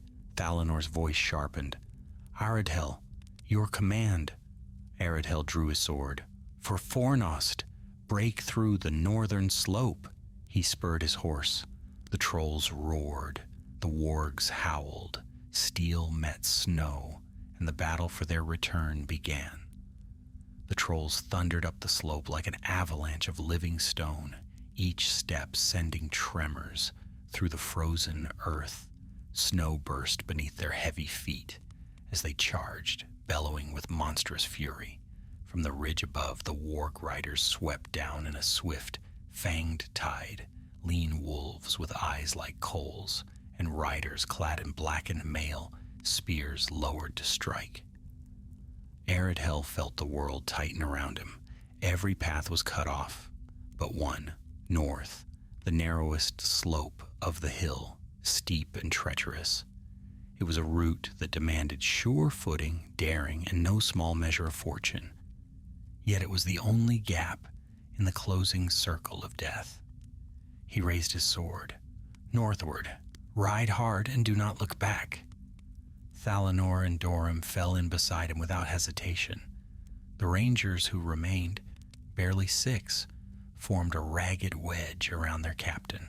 Their horses snorted and pawed the snow, sensing the dread pressing upon them. Aradhel leaned forward in the saddle. Go! The company surged up the northern slope. The trolls roared as they pursued, swinging their iron-shod clubs with terrifying force. One troll hurled a boulder that tore through the snow just behind the fleeing riders, showering them with shards of ice and stone. Another leapt forward, its massive hand grasping at Doram's horse. Doram wheeled sharply, bringing his axe down on the troll's fingers. The beast roared and recoiled. Doram spurred his mount onward, teeth clenched. Ahead, the slope narrowed between jagged rocks, forming a perilous channel.